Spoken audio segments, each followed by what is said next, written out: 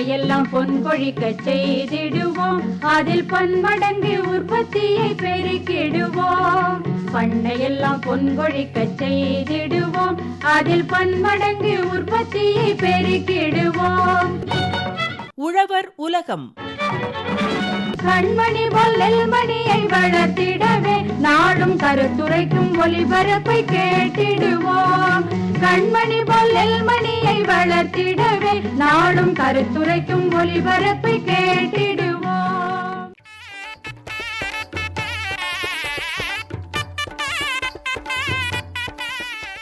லாபகரமான ஒருங்கிணைந்த பண்ணையம் தொடர் நிகழ்ச்சி.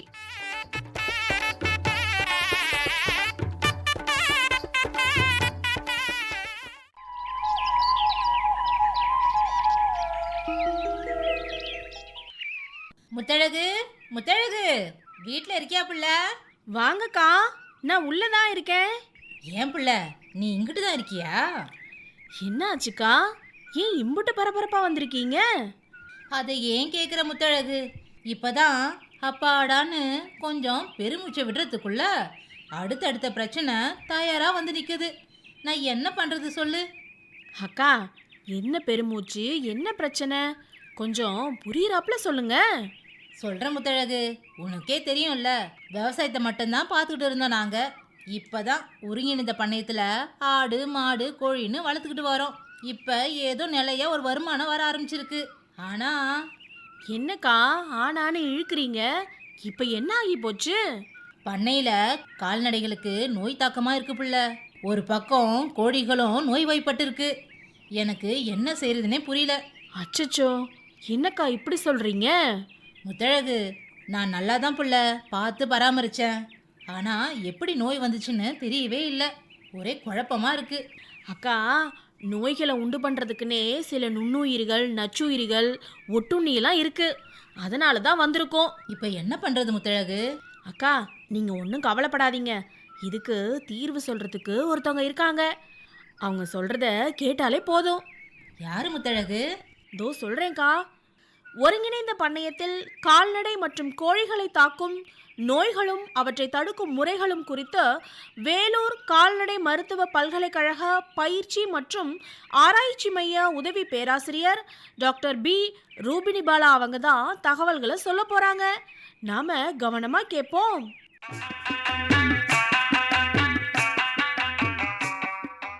ஒருங்கிணைந்த கால்நடை வளர்ப்பு முறையில் கால்நடை கழிவுகளை, அதாவது சாணம், சிறுநீர் போன்றவற்றை பயன்படுத்தி இயற்கை உரம் தயாரிக்கப்படுகிறது. உதாரணமாக பஞ்சகாவியம் போன்ற இயற்கை வளர்ச்சி ஊக்கிகளை பண்ணையிலேயே தயாரித்து பயிர்கள் மற்றும் கால்நடைகளுக்கு பயன்படுத்தலாம். இது ரசாயன பயன்பாட்டை குறைக்கிறது. சாணம் மற்றும் சிறுநீர் போன்ற கழிவுகளை மறுசுழற்சி செய்து பண்ணை கழிவுகள் திறம்பட பயன்படுத்துவதால் பண்ணை வளாகத்தில் சுகாதாரம் மேம்படுகிறது. இதனால் நோய்க்கிருமிகள் உருவாகும் வாய்ப்பு குறைகிறது. ரசாயன உரங்கள் மற்றும் பூச்சிக்கொல்லியின் பயன்பாடு குறைவதால் நீர், காற்று மற்றும் மண் மாசுபாடு தடுக்கப்படுகிறது. இது ஒட்டுமொத்த பண்ணை சூழலையும் கால்நடைகளின் ஆரோக்கியத்தையும் மேம்படுத்துகிறது. இயற்கை முறையில் பண்ணையிலேயே உற்பத்தி செய்யப்படும் பயிர் மற்றும் தீவனங்கள் கால்நடைகள் மற்றும் கோழிகளுக்கு சத்தான உணவாக பயன்படுகின்றன. இதனால் கால்நடைகளில் நோய் எதிர்ப்பு சக்தி அதிகரிக்கிறது. பல்வேறு வகையான பயிர்கள் மற்றும் கால்நடைகள் ஒரே சுற்றுச்சூழல் அமைப்பில் இணைந்திருப்பதால் பல்லுயிர் பெருக்கம் ஊக்குவிக்கப்படுகிறது. இது இயற்கையான சமநிலையை பராமரிக்க உதவுகிறது. இது நோய் பரவுவதை கட்டுப்படுத்த ஒரு முக்கிய காரணமாக அமைகிறது. ஒருங்கிணைந்த பண்ணைய முறை என்பது இயற்கையான வளங்களை பயன்படுத்தி கழிவுகளை வளமாக மாற்றி ஆரோக்கியமான மற்றும் நிலையான பண்ணைய அமைப்பை உருவாக்குகிறது. இது நோய் மேலாண்மையில் பெரும் பங்கு வகிக்கிறது. இருப்பினும் ஒருங்கிணைந்த கால்நடை பண்ணைகளில் கால்நடைகள் மற்றும் கோழிகளில் நோய்களின் தாக்கம் காணப்படுவதற்கு சுகாதாரமற்ற முறையில் பண்ணையை பராமரிப்பதும், அதிக காற்றோட்டம் அல்லாத முறையில் குறைந்த இட வசதியில் அதிக எண்ணிக்கையில் கால்நடைகள் மற்றும் கோழிகளை பராமரிப்பதாலும், மாசடைந்த தண்ணீர் மற்றும் தீவனங்களாலும், சுகாதாரமற்ற முறையில் ஒருங்கிணைந்த பண்ணை கழிவுகளை அப்புறப்படுத்தாமல் இருப்பதாலும், ஊட்டச்சத்து குறைந்த தீவனங்களை அளிப்பதாலும் பல்வேறு வகையான நோய் தாக்கத்திற்கு கால்நடைகளும் கோழிகளும் உள்ளாகின்றது. ஒருங்கிணைந்த கால்நடை பண்ணைகளில் கால்நடைகள் மற்றும் கோழிகளில் ஏற்படும் நோய்களை பற்றியும், நோய் எதனால் ஏற்படுகிறது, அவற்றை எவ்வாறு தடுப்பது போன்றவற்றை பண்ணையாளர்கள் கருத்தில் கொண்டு நோய் வராமல் பாதுகாக்க வேண்டும். கால்நடைகள் மற்றும் கோழிகளில் நோய்கள் நுண்ணுயிரிகளாலும் நச்சுயிரிகளாலும் ஒட்டுண்ணிகளாலும் ஏற்படுகின்றன. கால்நடைகளை தாக்கும் நுண்ணுயிரிகளை பற்றி முதலில் பார்ப்போம். அடைப்பான் நோயை ஏற்படுத்தக்கூடிய அடைப்பான் நோய் கிருமி எந்தவித அறிகுறிகளையும் காட்டாமல் உடனே கால்நடைகளில் இறப்பை ஏற்படுத்தும். சில சமயம் அதிக காய்ச்சல் காணப்படும். கால்நடைகள் இறந்தவுடன் ஆசனவாய், மூக்கு, காது போன்ற துவாரங்களிலிருந்து உறையாத கருஞ்சிவப்பு இரத்தம் வெளியேறும். அடைப்பான் நோய் பரவாமல் தடுக்க இறந்த கால்நடைகளை எரித்தோ அல்லது ஆழமாக சுண்ணாம்பு தூள் போட்டு புதைத்தோ அப்புறப்படுத்த வேண்டும். எக்காரணத்தை கொண்டும் இறந்த கால்நடைகளை உணவுக்காகவோ பரிசோதனைக்காகவோ தோலுக்காகவோ அறுக்கக்கூடாது. காரணம், உடலுக்குள் இருக்கும் அடைப்பான் நோய் கிருமிகள் காற்றுடன் கலந்து அழிக்க முடியாத மாற்றத்தை அடைந்து நோயை பரப்ப உதவி செய்கின்றன. அடைப்பான் நோய் மனிதர்களுக்கு பரவி அதிக பாதிப்பை ஏற்படுத்தும் தன்மையுடையதால் பண்ணையாளர்கள் மிகவும் கவனமாக இருக்க வேண்டும். அடைப்பான் நோயை தடுக்க 6 மாத வயதில் முதல் அடைப்பான் நோய் தடுப்பூசியும், பிறகு ஒவ்வொரு வருடமும் மழைக்காலத்திற்கு முன்பும் தடுப்பூசி போட வேண்டும். அடுத்ததாக கால்நடைகளை தாக்கும் தொண்டை அடைப்பான் நோய். தொண்டை அடைப்பான் நோயானது மழைக்காலங்களில் கால்நடைகளை தாக்கி அதிக பாதிப்பை ஏற்படுத்தும். தொண்டை அடைப்பான் நோய் கிருமிகள் தொண்டையில் எப்பொழுதும் இருக்கும். கால்நடைகளின் உடலில் நோய் எதிர்ப்பு சக்தி குறையும் போது கிருமிகள் பெருகி நோயை ஏற்படுத்தும். நோயுற்ற கால்நடைகளில் அதிக காய்ச்சல், மூக்கில் சளி, தொண்டை மற்றும் தாடை பகுதிகளில் வீக்கம் போன்ற அறிகுறிகள் காணப்படும். பாதிக்கப்பட்ட கால்நடைகளை உடனே மற்ற கால்நடைகளிடமிருந்து பிரித்துவிட வேண்டும். மேலும் தொண்டை அடைப்பான் நோயை தடுக்க 6 மாத வயதில் முதல் தொண்டை அடைப்பான் நோய் தடுப்பூசியும், பிறகு ஒவ்வொரு வருடமும் மழைக்காலத்திற்கு முன்பும் தடுப்பூசி போட வேண்டும். அடுத்ததாக கன்றுவீச்சு நோய். கன்றுவீச்சு நோயானது சினைப்பசுக்கள் மற்றும் ஆடுகளை தாக்கி கருச்சிதைவை ஏற்படுத்தும். பிறகு அவைகளில் மலட்டுத்தன்மையை ஏற்படுத்தும். பாதிக்கப்பட்ட கால்நடைகளில் இரத்தம் கலந்த சீழ் கருப்பையிலிருந்து வெளியேறும். காளை மற்றும் கிடாக்களில் விரைவீக்கம் காணப்படும். கன்றுவீச்சு நோயானது பசுக்கள் மற்றும் பெட்டை ஆடுகளுக்கு இனச்சேர்க்கை மூலமும் பரவும். பால் மூலமாகவும் நோயுற்ற கால்நடைகளிலிருந்து வெளியேறும் இரத்தம், நஞ்சுக்கொடி போன்றவற்றை தொடுவதன் மூலமாகவும் மனிதர்களுக்கு பரவி பாதிப்பை ஏற்படுத்தும். பரிசோதனை செய்து கன்றுவீச்சு நோய் இருப்பின் அத்தகைய கால்நடைகளை பண்ணையிலிருந்து அப்புறப்படுத்த வேண்டும்.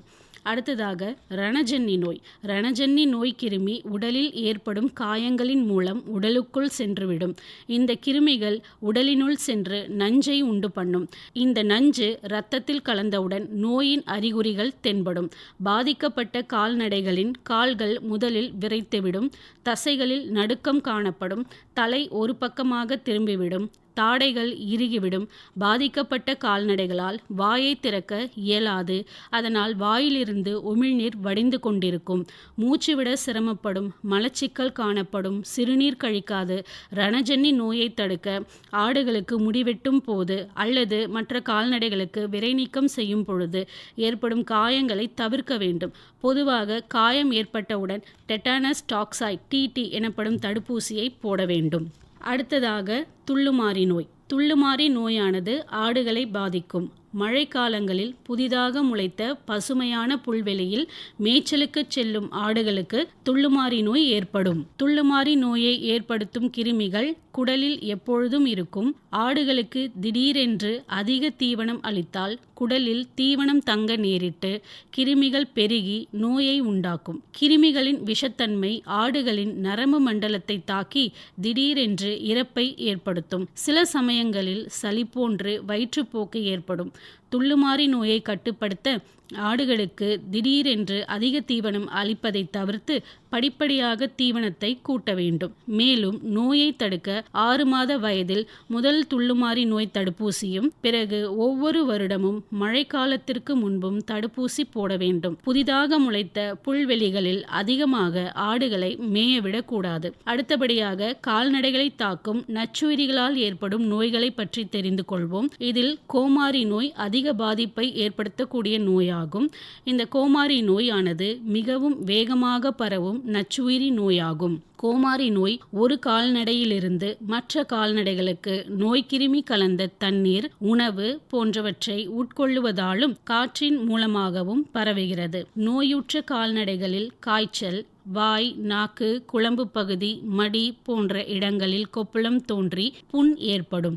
இதனால் வாயிலிருந்து நுரையும் கெட்டியான உமிழ்நீரும் வெளியேறும். புண்களில் நுண்ணுயிரிகள் நுழைந்து மேலும் அதிக பாதிப்பை ஏற்படுத்தும். கோமாரி நோய் வராமல் தடுக்க ஆடுகளில் 8 வார வயதில் முதல் கோமாரி நோய் தடுப்பூசியும், பிறகு 6 மாதத்திற்கு ஒரு முறை கன்றுகளில் 3 மாத வயதில் முதல் தடுப்பூசியும் போட வேண்டும். பிறகு 6 மாதத்திற்கு ஒரு முறை தவறாமல் கோமாரி நோய் தடுப்பூசி அனைத்து கால்நடைகளுக்கும் போட வேண்டும். தகுந்த கிருமி நாசினிகள் மூலம் புண்களை கழுவி சுத்தம் செய்து மருந்துகள் பூசுவதன் மூலம் விரைந்து கோமாரி நோயை கட்டுப்படுத்தலாம். அடுத்ததாக அம்மை நோய். அம்மை நோய் நச்சுயிரி நோயாகும். அம்மை நோய் கன்று மற்றும் ஆட்டுக்குட்டிகளில் மிக கடுமையாக இருக்கும். வாய், பின்னங்கால்களின் உட்புறம், வாலின் அடிப்புறம், பால்மடி போன்ற இடங்களில் கொப்புளங்கள் தோன்றுதல், அதிக காய்ச்சல், உணவு உட்கொள்ளாமை போன்ற அறிகுறிகளை காணலாம். நோயுற்ற கால்நடைகளில் கொப்புளங்கள் உடைந்து புண்ணாகிவிடும். இப்புண்களில் பிற நுண்ணுயிரி கிருமிகள் நுழைந்து பாதிப்பை அதிகரிக்கும். அம்மை நோய் பரவுவதை தடுக்க பாதிக்கப்பட்ட கால்நடைகளை மற்ற கால்நடைகளிடமிருந்து பிரித்துவிட வேண்டும். அவற்றின் பால், கம்பளம் ஆகியவற்றை உபயோகிக்காமல் நீக்கிவிட வேண்டும். மேலும் 3 மாத வயதுடைய கால்நடைகளுக்கு முதல் தடுப்பூசியும், பின் வருடம் ஒரு முறை கோடை காலத்திற்கு முன்பும் தடுப்பூசி போட்டு நோய் ஏற்படாதவாறு பாதுகாக்க வேண்டும். அடுத்தபடியாக ஆடுகளை தாக்கும் PPR எனப்படும் ஆட்டுக்கொல்லி நோய் பற்றி தெரிந்து கொள்வோம். இந்த நோய் வெக்கை நோய்க்கு மிகவும் நெருங்கிய நச்சுயிரி கிருமியால் ஏற்படும். நோயுற்ற ஆடுகளில் காய்ச்சல் இருக்கும். வாயில் புண், கண் மற்றும் மூக்கிலிருந்து நீர் வடிதல், வயிற்றுப்போக்கு போன்ற நோய் அறிகுறிகள் காணப்படும். PPR நோயினால் வளர்ந்த ஆடுகளை காட்டிலும் இளங்குட்டிகளில் இறப்பின் அளவு அதிகமாக இருக்கும். 3 மாத வயதுடைய ஆடுகளுக்கு வருடம் ஒரு முறை வெக்கை நோய் தடுப்பூசி போடுவது மூலம் PPR நோயை கட்டுப்படுத்தலாம். மேலும் நோயுற்ற ஆடுகளை காப்பாற்ற ஆன்டிபயோட்டிக் மருந்துகளை பயன்படுத்த வேண்டும். அடுத்ததாக ஆடுகளை தாக்கும் நீலநாக்கு நோயை பற்றி தெரிந்து கொள்வோம். நீலநாக்கு நோய் நச்சுயிரியால் உண்டாகிறது. நீலநாக்கு நோய் கியூலிகாய்டஸ் என்ற சிறிய கொசுக்கள் கடிப்பதன் மூலம் ஆடுகளில் பரவுகிறது. இந்த கொசு மழைக்காலங்களில் வெகுவாக இனப்பெருக்கம் செய்வதால் நீலநாக்கு நோய் மழைக்காலங்களில் எளிதில் பரவுகிறது. நோயுற்ற ஆடுகளில் காய்ச்சல் அதிகமாக இருக்கும். மூக்கில் திடமான சளி வரும். உதடுகள், ஈறுகள், நாக்கு ஆகிய இடங்களில் வீக்கம் கண்டு புண் உண்டாகும். சில சமயங்களில் நாக்கு தடித்து நீல நிறமாக இருக்கும். சினை ஆடுகளில் கருசிதைவும் ஏற்படும். நோய் கண்ட ஆட்டை தனியாக பிரித்து பராமரித்தல் அவசியம். ஆடுகள் அடைக்கும் இடத்தை சுற்றி நீர் தேங்கி இருக்கக்கூடாது. இரவு நேரங்களில் கியூலிகாய்டஸ் கொசுக்கடியிலிருந்து ஆடுகளை காப்பாற்ற வேப்பம் புண்ணாக்கு புகை போடலாம். வாயில் உள்ள புண்களை உப்பு நீர் கொண்டு ஒரு நாளைக்கு 2 அல்லது 3 முறை கழுவ வேண்டும். நோய் பரவாமல் இருக்க ஈ, கொசு போன்றவற்றை அழிக்கும் பூச்சிக்கொல்லி மருந்துகளை கொட்டகையை சுற்றி தெளிப்பதால் நோய் பரவுவதை தடுக்கலாம். மேலும் இறந்த ஆடுகளை குழி தோண்டி சுண்ணாம்புத்தூள் தூவி புதைத்துவிட வேண்டும். நோய் வராமல் தடுக்க நீலநாக்கு நோய் தடுப்பூசியையும் போட வேண்டும்.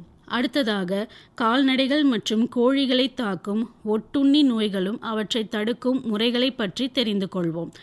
கால்நடைகள் மற்றும் கோழிகளை கல்லீரல் தட்டைப்புழுக்கள், இரைப்பையில் வாழும் நங்கூர தட்டைப்புழுக்கள், நாடா புழுக்கள் மற்றும் உருளை புழுக்கள் தாக்கி பாதிப்பை ஏற்படுத்தும். குடற்புழுக்களின் தாக்கத்தினால் பாதிக்கப்படும் கால்நடைகள் மற்றும் கோழிகளில் பசியின்மை, தீவனத்தை தவிர்த்தல், ஜீரணக் கோளாறு, கழிச்சல், பின்பகுதிகளில் கழிச்சல் சாணம் ஒட்டியிருத்தல், தாடை வீக்கம், எடை குறைதல், வளர்ச்சியின்மை, இரத்த சோகை போன்ற அறிகுறிகள் காணப்படும். நோய் அறிகுறிகள் காணப்பட்டால் தகுந்த குடற்புழு நீக்க மருந்துகளை கால்நடை மருத்துவரின் ஆலோசனைப்படி மழைக்கு முன்னரும் பின்னரும் கால்நடைகளுக்கும் கோழிகளுக்கும் அளிக்க வேண்டும். அடுத்ததாக புற ஒட்டுண்ணிகளான கொசு, ஈ, பேன், தெள்ளுப்பூச்சி, உண்ணி மற்றும் சிற்றுண்ணி போன்றவை கோழிகளையும் கால்நடைகளையும் தாக்கும். இவை கால்நடைகளின் உடல் மேல் இருந்து இரத்தம் அல்லது திசு நீரை உறிஞ்சி பாதிப்பை ஏற்படுத்துகின்றன. புற ஒட்டுண்ணிகளை நீக்க தகுந்த பூச்சி நீக்க மருந்துகளை குறிப்பிட்ட விழுக்காட்டில் நீரில் கலந்து கால்நடைகள் மற்றும் கோழிகளை குளிப்பாட்டலாம்.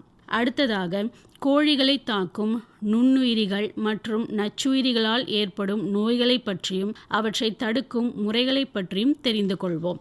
கோழிகளை தாக்கும் நோய்களுள் வெள்ளை கழிச்சல் நோயானது அதிக பாதிப்பை ஏற்படுத்தும்.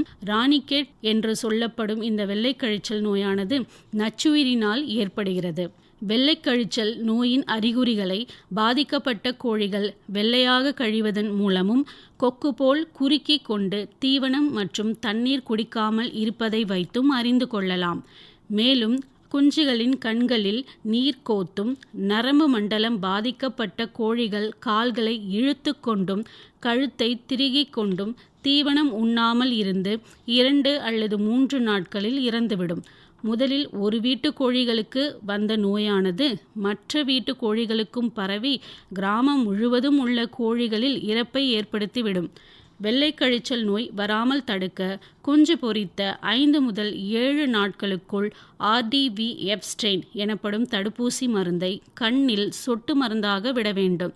குஞ்சுகள் 28 வயது நாள் வயதை அடையும் பொழுது லசோட்டா எனப்படும் வெள்ளை கழிச்சல் நோய் தடுப்பூசியினை வாய் வழியாக சொட்டு மருந்தாக விட வேண்டும். அடுத்து குஞ்சுகள் 8 வார வயதை அடைந்தவுடன் RDVK எனப்படும் ஊசி மருந்தை ரெக்கையில் போட வேண்டும்.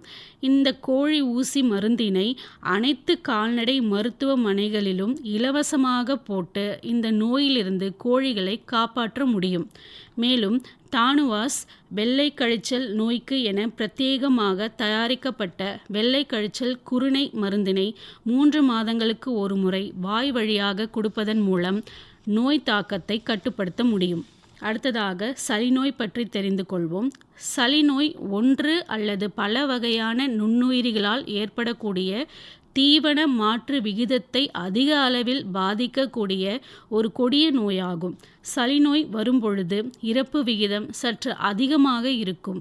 மூக்கு பகுதியில் தடிப்பான சளி, மூட்டு வீங்குதல், தலைவீக்கம், உறங்குதல், குரட்டை ஒலி எழுப்புதல், மூச்சுவிட சிரமப்படுதல், கழுத்தை நீட்டி வாயை திறந்து மூச்சு விடுதல் மற்றும் குறுகி அமருதல் ஆகியவை இதன் அறிகுறிகள் ஆகும். சளிநோயை முழுமையாக குணப்படுத்த முடியாவிட்டாலும் அவ்வப்போது தற்காலிகமாக நோய் எதிர் உயிரி மருந்தினை கொடுப்பதன் மூலம் சளிநோய் பாதிப்பினை குறைக்கலாம். அடுத்ததாக கோழி காலரா. கோழி காலரா நோய் 16 வார வயதிற்கு மேற்பட்ட கோழிகளை அதிகமாக தாக்கும். நோய் பாதித்த கோழிகள் தீவனம் உட்கொள்ளாது. கண்களில் பாதிப்பு, சோர்ந்திருத்தல், நாசியில் சளி, பச்சை நிற கழிச்சல், முட்டை உற்பத்தி குறைதல் ஆகிய அறிகுறிகள் தென்படும். கொண்டை பகுதி, தாடி பகுதி ஆகியவை வீங்கியும் கருநீல நிறத்துடன் காணப்படும். இறுதியில் இறப்பும் ஏற்படும். சரியான தடுப்பூசி போடுவதன் மூலம் கோழி காலரா நோயினை கட்டுப்படுத்தலாம். பாதிக்கப்பட்ட கோழிகளுக்கு டெட்ராசைக்ளின் மருந்தினை 1 லிட்டர் தண்ணீருக்கு 2 கிராம் என்ற அளவில் 7 நாட்கள் தொடர்ந்து கொடுக்க வேண்டும். இவ்வாறாக கால்நடைகள் மற்றும் கோழிகளுக்கு முறையாக நோய் தடுப்பூசி மருந்துகளையும் குடற்புழு நீக்க மருந்துகளையும் அளிப்பதன் மூலமாகவும் மேலும் முறையாக நோய் காரணிகளை கண்டறிந்து நோயுற்ற கால்நடைகள் மற்றும் கோழிகளுக்கு கால்நடை மருத்துவரின் பரிந்துரையின்படி தாமதிக்காமல் தகுந்த சிகிச்சை அளிப்பதன் மூலமாகவும் சுகாதாரமான முறையில் ஒருங்கிணைந்த பண்ணையை பராமரிப்பதன் மூலமாகவும் கால்நடை மற்றும் கோழி வளர்ப்பில் பண்ணையாளர்கள் பொருளாதார இழப்பை தடுத்து அதிக லாபம் பெற முடியும்.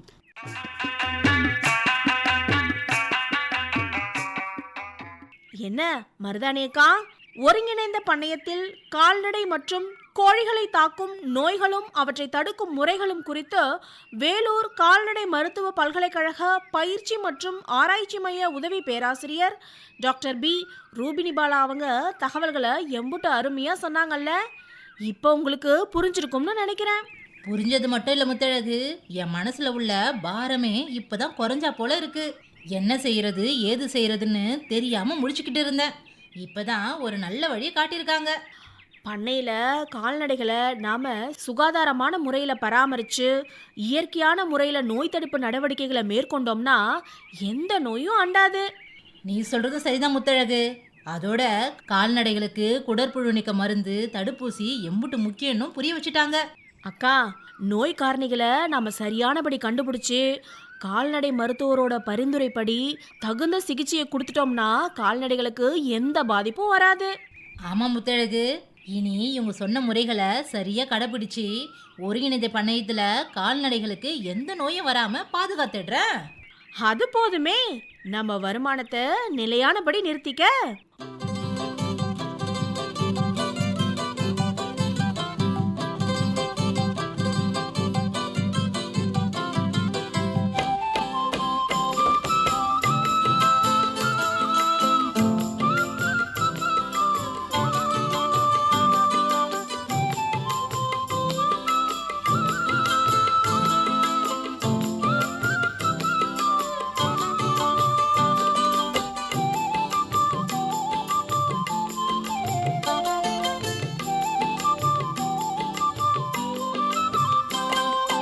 மனிதருக்கு பணிபுரியும் கால்நடை ஏர் மாடுகள் தான் முன்னேற்றத்தின் அடிப்படை.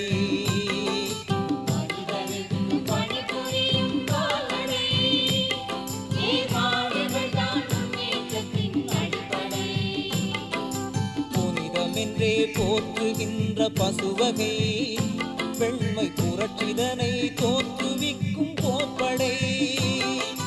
மனிதருக்கு பணிபுரியும் கால்நடை ஏர் மாடுகள் தான் முன்னேற்றத்தின் அடிப்படை.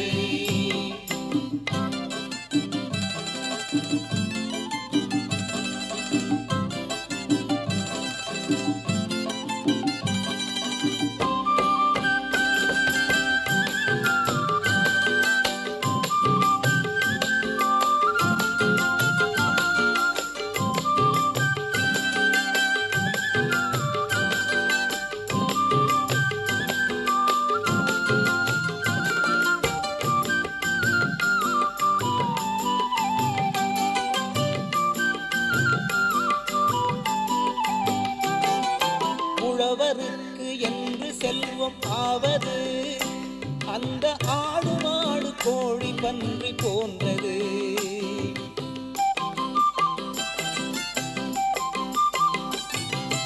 உழவருக்கு என்று செல்வம் ஆவது அந்த ஆடு மாடு கோழி பன்றி போன்றது.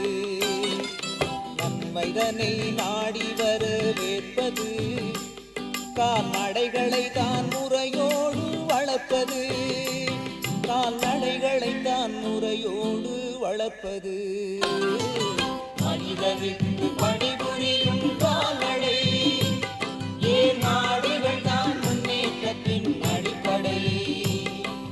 புனிதமென்றே போற்றுகின்ற பசுவகை வெண்மை புரட்சிதனை தோற்றுவிக்கும் போர்ப்படை. மனிதருக்கு பணிபுரியும் கால்நடை ஏர் மாடுகள் தான் முன்னேற்றத்தின் அடிப்படை.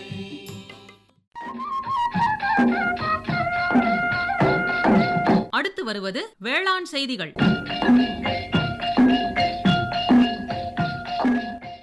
பயிர்களை தாக்கும் நூற்புழுக்களும் கட்டுப்படுத்தும் முறைகளும்.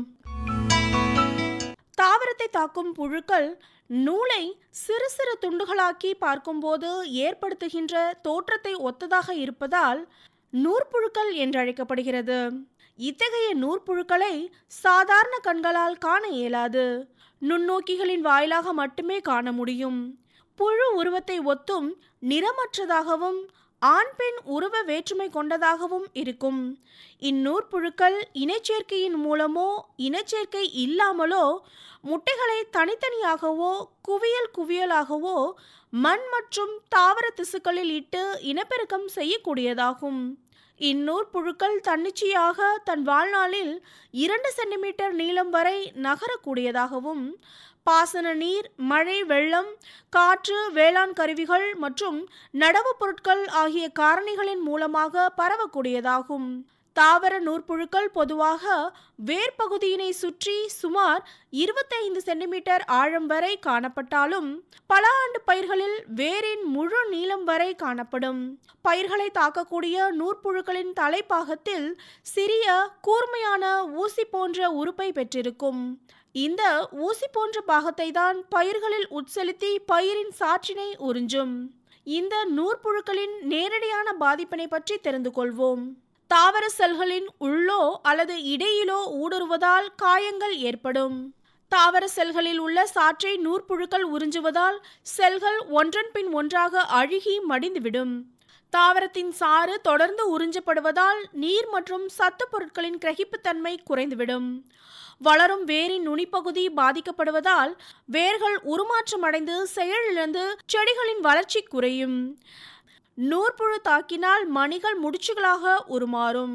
இந்த நூற்புழுக்களால் ஏற்படும் மறைமுக பாதிப்பு மண்வாழ் ஜீவராசிகளான பூஞ்சானம் மற்றும் பாக்டீரியாக்கள் கவர்ந்திழுக்கப்பட்டு பயிரினுள் உட்புகுந்து நூற்புழுக்களுடன் சேர்ந்து கூட்டு நோயை உண்டாக்கும். பயிர்கள் ஆங்காங்கே திட்டுத்திட்டாக வெளிரி வளர்ச்சி குன்றி வாடிய தோற்றத்துடன் காணப்படும். மேலும் பல்வேறு வகையான நூற்புழுக்களின் தாக்குதலை பொறுத்து விதை, இலை, தண்டு, மணி, கதிர், வேர் மற்றும் கிழங்குகள் உருமாறி விளைச்சல் குறைந்து காணப்படும். தாவர நூற்புழுக்களினால் உலக அளவில் 12.3% விளைச்சல் இழப்பு ஏற்படுவதாக கணக்கிடப்பட்டுள்ளது. கண்ணிற்கு புலப்படாத இத்தகைய பயிர் எதிரிகளை உரிய நேரத்தில் கண்டறிந்து தேவையான கட்டுப்பாட்டு முறைகளை மேற்கொள்வது அவசியமாகும்.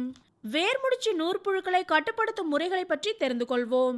முதலாவதாக கோடை உழவு.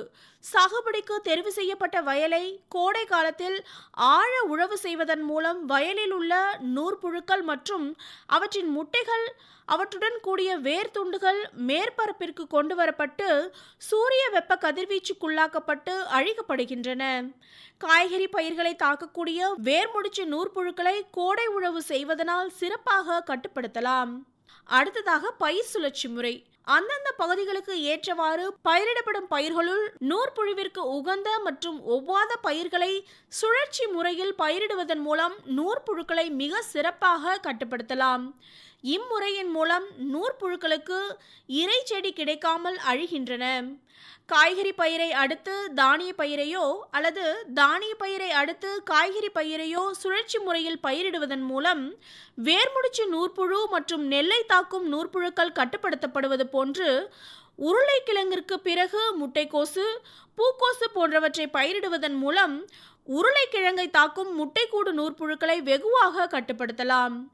தாவர நூற்புழுக்களை நுண்ணிய உயிரினங்களான பாக்டீரியா, பூஞ்சானங்கள் மற்றும் ஆக்டினோமைசிட்ஸ் போன்றவற்றின் மூலம் பெருமளவில் கட்டுப்படுத்தி பயிர் விளைச்சலை அதிகரிக்கலாம்.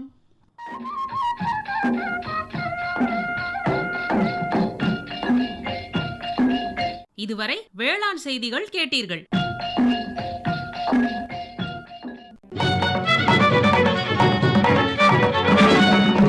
பொருளத்தனையும் விளைத்திடுவோம், நித்தம் உழைப்பால் நில மகளை வணங்கிடுவோம். அமைப்பில் உதவி பி. சண்முகப்பிரியா. உண்ணும் பொருளத்தனையும் விளைத்திடுவோம், நித்தம் உழைப்பால் நில மகளை வணங்கிடுவோம். அமைப்பு எஸ். முருகேசன். பொட்டலையும் பூம்பொழிலாய் திருத்திடுவோம், அதற்கு புத்தம் புது முறைகளையும் புகுத்திடுவோம். பொட்டலையும் பூம்பொழிலாய் திருத்திடுவோம், அதற்கு புத்தம் புது முறைகளையும் புகுத்திடுவோம். இத்துடன் இன்றைய உழவர் உலகம் நிகழ்ச்சி நிறைவு பெறுகிறது. பட்டி தொட்டி சொர்க்கமாக பாடுபட்டே நம் பாரத சமுதாயத்தை உயர்த்திடுவோம். பட்டி தொட்டி சொர்க்கமாக பாடுபட்டே நம் பாரத சமுதாயத்தை உயர்த்திடுவோம்.